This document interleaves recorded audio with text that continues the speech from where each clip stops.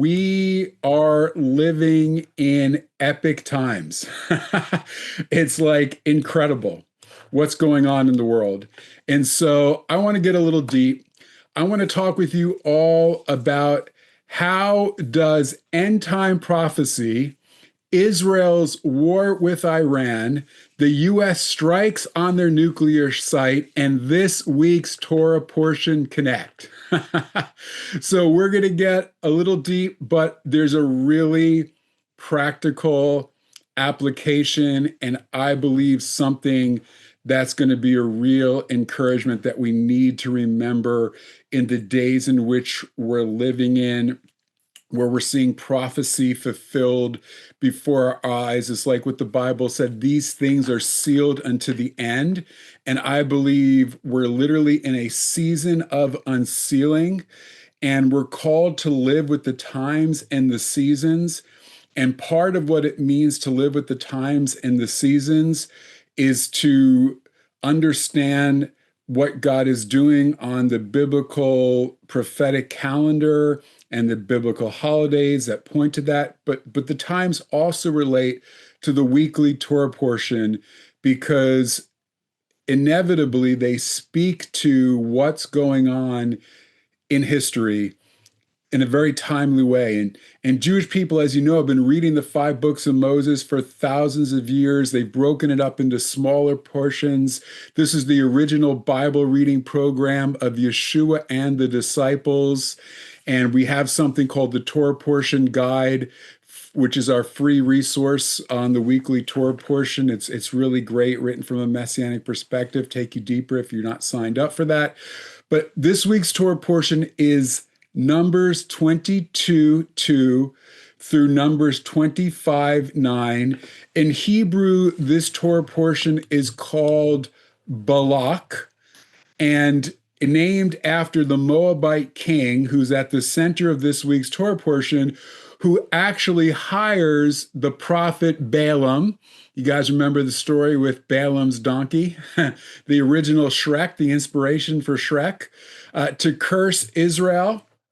And what's interesting is that Numbers 23 and Numbers 24 in particular are focused on the end times. In fact, in one of those prophecies, Balaam says, let me tell you what will happen in the Acharit Yamim, what will happen in the latter days. But what's significant to understand is that just before the strike, Israel's initial strike on Iran, Prime Minister Netanyahu went to the Kotel, which Christians commonly refer to as the Western Wall or as the Wailing Wall. He even wore a talit, a Jewish prayer shawl. He put a handwritten note in Hebrew at the Western Wall. Many of you all have done that with us in Israel. And he quoted a verse in that handwritten note from this week's Torah portion, Numbers 23:24, which says this in Hebrew, Hen am kalevi yakum. The people rise like a lioness, like a lion who does not rest until he eats his prey. This verse from this week's Torah portion is what inspired Prime Minister Netanyahu in that note in the Western Wall. And it's where the name for this latest operation against Iran, this 12-day war known as Am Kalavi, okay, which literally means a people like a lioness, or a people who arises like a lioness who feels her cubs are in danger and rises to defend them. This is what is behind what's going on here. And there is a lot of prophetic significance. My mind was blowing as the dots were connecting. We'll see how much we can get into. But the 12-day war with Iran began on our calendar on June 13th. But on the Hebrew calendar, this was the 17th day of the Hebrew month of Sivan, so the 17th of Sivan. But the question is, anything that happens of significance in Israeli history, in Jewish history, has to happen on a day that's important, especially something of this significance. So, what is historically and spiritually significant about the day this operation against Iran began? Well, the first thing that's really interesting, guess what? It is the day in Jewish history that the ark, Noah's ark, came to finally rest on Mount Ararat. So the ark rested on the 17th day of Sivan, the same day that this war began. There's actually dispute among some scholars whether the ark is in Turkey or the ark is actually in, or the ark is actually in, or the ark is actually in Iran somewhere. So it's interesting. There could be actually an ark connection there. Okay. But something more, think about it. The fact that the ark rested on the same day that this operation began, I think ties into something of deeper significance. Yeshua said in the Olivet Discourses, End Times Discourse, as it was in the days of Noah, so will it be in the days of the coming of the Son of Man. So the question is, the end is going to be like the beginning. As we've talked about before, the reason why God brought a flood on the earth, Genesis 6 tells us, is that because there was Hamas. Well, think about it. How did we get here? It all began when Hamas attacked Israel. And who is the major backer of Hamas? Hamas in Hebrew means violence, by the way. It is Iran. It is biblical Persia. It is the head of the octopus. It's the head that controls all these tentacles, all these proxies. So the fact that this campaign began and had such success initially, it went off with so force. It was like a lion pouncing on its prey, like the Numbers 23 and 24 prophecy speaks of. And so again, I think it points to the fact that we're living in the days of Noah. But there's more, right? So on June 19th, which is the 23rd day of Sivan, so starts on the 13th, okay, of June, but then on June 19th, which is the 23rd of Sivan, right in the middle of this campaign, guess what? That's the day in biblical history that Mordecai issued a royal decree calling upon the Jews of the kingdom of Persia to defend themselves against the attack that Haman had planned against them. So at the season that this attack was occurring, it's the first time in history, the oldest recorded oldest record of an organized Jewish self-defense against their enemies in exile.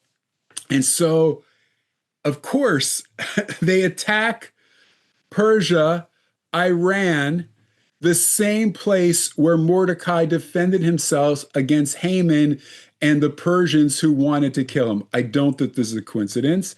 But of course, there's something even more. On Friday, June 20th, something significant happened.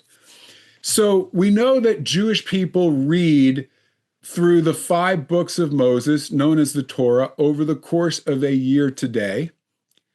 But what's interesting is that many Orthodox Jews do something known as the Daf Yomi, which means the daily daf. And the daf is a name for a page of the Talmud. The Talmud is the foundational rabbinic literature, foundational piece of rabbinic literature, foundational rabbinic text of Judaism. And so this was developed a 7.5-year cycle where you read through the Talmud. It's about, I think, 3,000 something pages over 7.5 years. Okay, what's interesting, on the day of Friday, June 20th, the reading that they're doing all over the world was from the tractate in the Talmud, Avodah Zarah, And it talks about two great nations that will arise at the end of the days, two nations that are key to end time prophecy. Who are those two key nations? The first was Persia. Okay. The first was Persia, and the second is Rome. And the rabbis say their kingship will last, meaning their kingdoms will last, their influence in the world will last until the Messiah comes. And the rabbis say that these two kingdoms, one is Persia, Persia and Ishmael uniting to come against Israel and to come against the West. And then this is exactly what we see. It's those radicals in the Arab world, the Houthis, Hamas, the proxies in Lebanon, Syria, Qatar, that have joined with the Iranians to attack Israel and West US, undermine US. They chant death to America, death to Israel in Iran. And I don't think it's any coincidence that the leader of Iran, which is ancient Persia, the one who started the Iranian Revolution was Ayatollah Khomeini and his supporters. And now the second Ayatollah is Ayatollah Khamenei. So you have Khomeini and Khamenei. And in Hebrew, the rabbis say that the name Khamenei means Hamanites, that they are at least spiritually or in some way related to Haman, who was a descendant of Amalek. And that's the reason why they wanted the nuclear program, because unlike a place like North Korea that wants a nuclear arms to protect and ensure that no one can ever come against them, Iran ideologically believes that they have to create chaos in the world and that Israel has to be destroyed in order to bring their Mahdi, their version of the Messiah. So they are serious and potentially ideologically driven enough, fundamentally and fanatical enough to actually use a nuclear weapon if they got it. But then what about Rome? Well, Rome was originally Edom in the Bible, which is by Jordan. And then it's believed, according to Jewish history, that the Edomites, some of them moved to Italy and they became Rome. Rome never died. It was just reconstituted and absorbed into Western nations. And so Rome represents the West. Some rabbis say Rome represents America. So if Persia is Iran, and Rome is the West, and the US is the head of the West, meaning the head of Rome, America's bombing of Iran's nuclear sites happened. That Rome bombed Persia. The West bombed Persia. And that passage in the Talmud was read on Friday, and the bombing of the US on Iran happened in the US time on Saturday, the very next day. It's crazy. So think about it for a moment. The day the US bombed Iran was June 22nd, approximately 2 a.m. in Iranian time. But in the US, the place where the order was given, the place where it was originated, it was 5:30 p.m. on Saturday. On that Saturday, the Torah portion that was read all throughout the synagogues of the world was Parshat Shlach, which is Moses sending the 12 spies into the land. Think about it. 12 spies go into the land to scout out the promised land. 10 see the giants. They come back. They have such fear. They give a negative report. They say, no way we can go in and conquer the land. Just forget about it. Only 2 bring a good report. The 10 that were in fear was like many past U.S. leaders, many leaders and people in the U.S. and in the West who had been scared of Iran and literally thought about them Like the 10 spies in the Torah portion of the week in the book of Numbers, they saw the giants, they saw the Iranians as giants, as a giant threat, and they saw themselves in a sense as grasshoppers, meaning that they could be greatly harmed as a result, whether politically or physically from attacks, terrorists, or whatever. Only two bring a good report, Joshua and Caleb. Well, think about it. Two bring a good report. Two decided to take a stand against Israel, against Iran, and that is President Trump and Prime Minister Netanyahu. They were like modern day Joshua and Caleb mentioned in that week's Torah portion. What's interesting is that the name Caleb in Hebrew, Kalev, sounds exactly like the name of this operation that comes from this week's Torah portion, Kalevi, Kalev, Kalevi. Now, they mean two different things in Hebrew. Kalev means dog, a ravenous dog, and Kalevi means a lioness, but they sound the same, which is, I think there's an illusion there. And the Shabbat, the Shabbat, the Saturday, which that America bombed Iran, which was on the Hebrew calendar, was the 25th day of the month of Sivan. It's actually a very important it's a very important date in past times in Jewish history.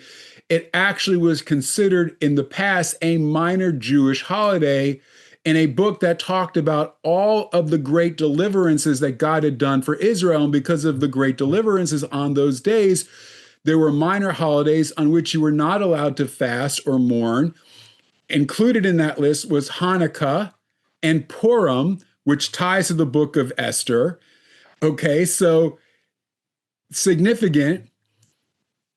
On this day, during the Second Temple era, so in ancient times, before the days of Yeshua, okay, there were three nations that came to Alexander the Great. So Alexander the Great conquers most of the known world. Three nations come to him with complaints against the Jewish people, because when you have a new king and that king has power over an empire, if you have an issue, you go to the king and let him adjudicate and judge the dispute. He was the final court of arbitration. He was the supreme court, the final law of the land, he decided. So there were three nations that came against Israel, saying that they had no right to the promised land and that the promised land should be given to them because it was rightfully theirs and not the Jewish people's. And so they chose one rabbi who had some physical issues and who wasn't the best and the brightest, but he was chosen. We won't get into the reason why. Ultimately, no one wanted to fail and everyone wanted God to get the glory. So one nation that challenged him were the Arab nations. And they come to Alexander the Great and they say, the land was given to Abraham. We descended from Abraham. He is our father. And so therefore we have a rightful claim to the promised land. And the rabbi responds, well, Abraham had other sons and he sent them to the east and he sent them away with gifts. And God gave everything to Isaac. And so Alexander the Great says, well, if you're making your claim based upon the Torah to the Arabs, because they were claiming to be descendants of Abraham, which is recorded in the Torah, he said, listen, the Jews make a better case, they win. Then the Egyptians come. The Egyptians say, listen, when the Jews left Egypt, they borrowed all our gold and all of our silver, and therefore they never gave it back to us. They never repaid us. They were only supposed to borrow it. They're only supposed to go on a 3-day journey. They never came back. They kept it. And so therefore they owe us restitution. They can't afford to pay what they owe, so we want their land. The rabbi said, well, you took our ancestors who saved Egypt through Joseph and who were invited to come down there and live in the land, and you enslaved them against their will. They were slaves for hundreds of years. You never paid them. Therefore, you owe us compensation for all the years of labor, you never paid us an interest on that. And so therefore, if you pay us that, then we can talk about the land. Alexander said, okay, you won again, Rabbi. And the third people that came was the Canaanites. And the Canaanites came and they said, look, proof that it's our land is that it's called the land of Canaan. It belongs to us. The Jews stole it from us. The rabbi responded, listen, after the flood, because of what Ham did to Noah, God said, curse is Ham, curse is Canaan. He will be a servant to his brother. And according to Torah law, according to biblical law, according to Jewish law, whatever a slave owns belongs to his master. So he said, if Canaanites were going to be servants of the descendants of Shem, therefore everything you own as a servant belongs to us, who is the master. Alexander says, well, according to the Jewish law of slavery and of slaves in the ancient world, that is correct. So therefore the Jews win. The Canaanites, they give us 3 days to respond. They actually pack their stuff up. They flee, leaving a lot of their stuff behind because they're fearful of the repercussions. That year happened to be a sabbatical year you can't plant or sow. Israel lacked food. And it turned out that they left a lot of food and resources behind, and it was a way God provided for the people. It's a way he provided. He turned evil into good for his people, which is the theme of this week's Torah portion. As we're going to see, Balaam tried to curse Israel, but didn't succeed. Ultimately, the curse turned into a blessing. And what day did this happen? It happened on the 25th day of Sivan, the day that they fled. The Canaanites fled was on the 25th day of Sivan. Okay, so think about it, right? This is exactly what's happening in modern times. There's a challenge to Israel's right to the land. There's nothing new under the sun. And okay, this Gentile king or leader from the West, Alexander was from the West. Today we have Trump comes and supports Israel and comes to their aid. It's the same story at the same time of the year, the same time on the calendar, playing out again. And think about it. The backbone of the Palestinian, of Hamas and of the terrorist attack on October 7th was Iran. And their defeat was big. Gone, bombed on the 25th day of Sivan, just like the Canaanites ran away. In a sense, we see the same thing happening to Iran. It was the day, ultimately, the day they ran away. The Canaanites ran away on the 28th, the same day that Trump said the war was over. And then think about the fact that these connected to the number 25, the day that the bomb was dropped on the Iranians, their nuclear facilities destroyed. 25 is an important number. 25 is connected to Hanukkah. You remember the story of Hanukkah.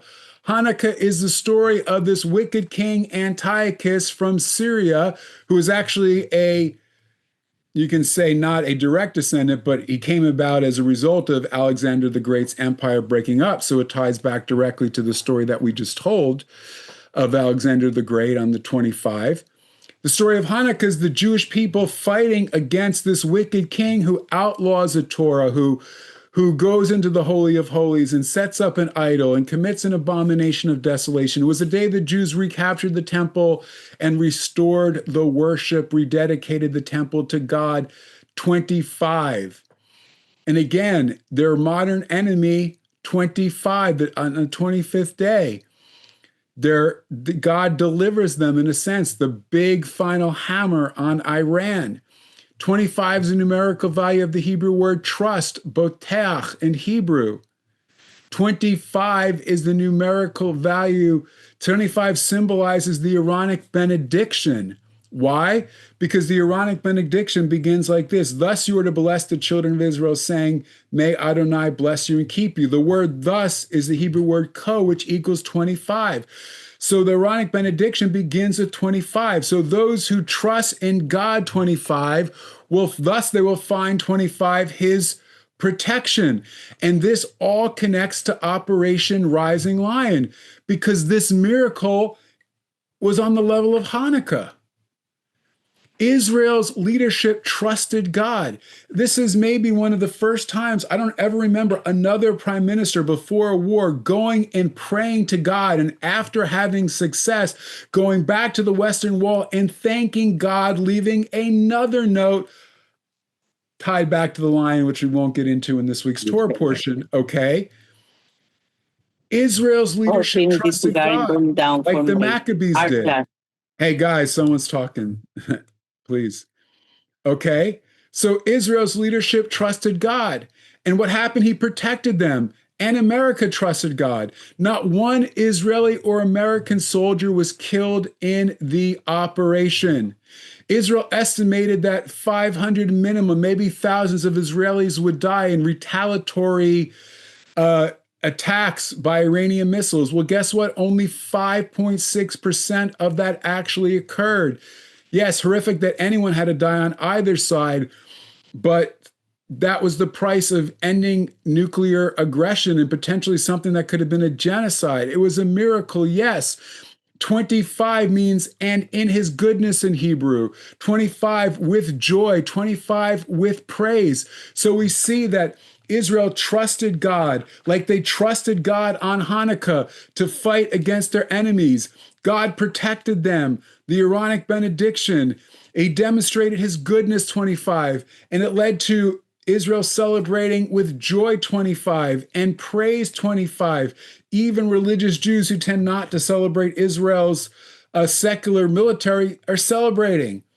And so what's the takeaway? What does this mean for you? What does this mean for me practically? Listen, Balaam tried to curse Israel 4 times, but blessed them instead. You can't curse what God has blessed. God is in the business of turning tragedy into triumph. He's in the business of turning cursing into blessing.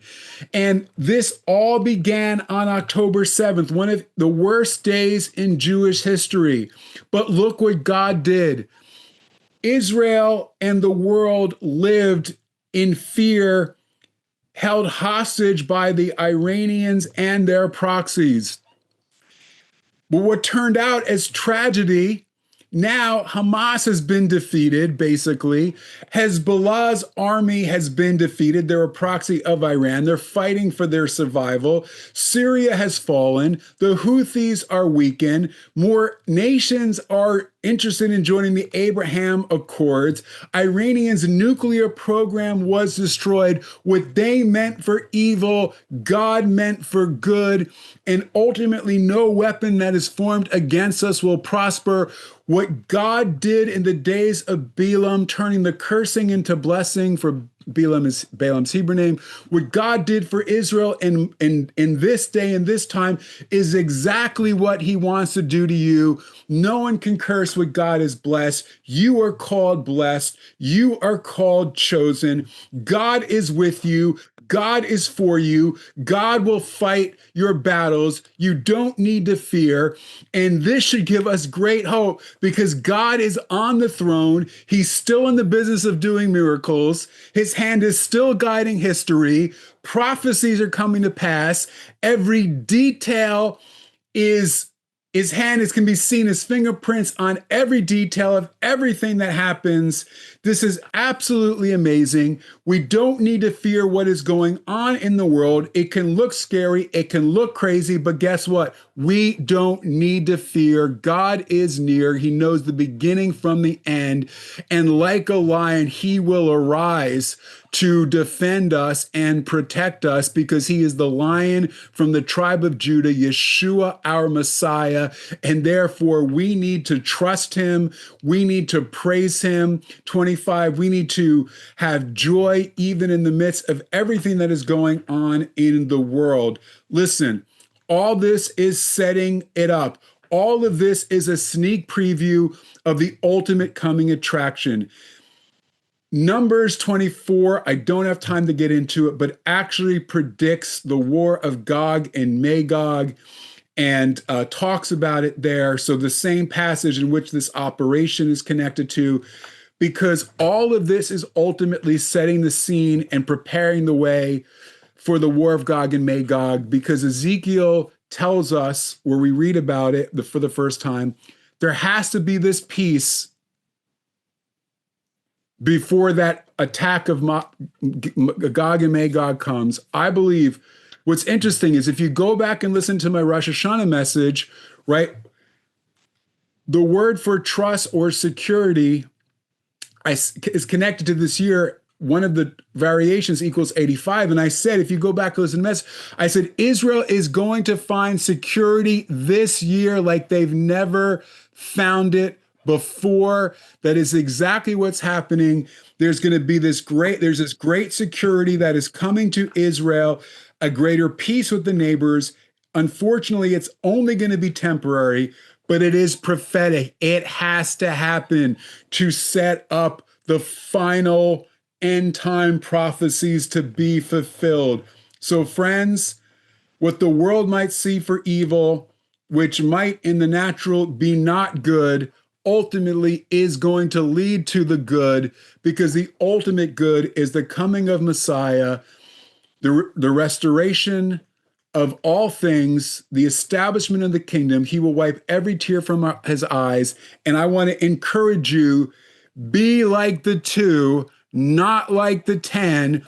Don't be like the 10 who look at the giants, who look at everything that's going on around and go to the place of Chicken Little, the sky is falling. No, I don't care what you face. I don't care what the giants are.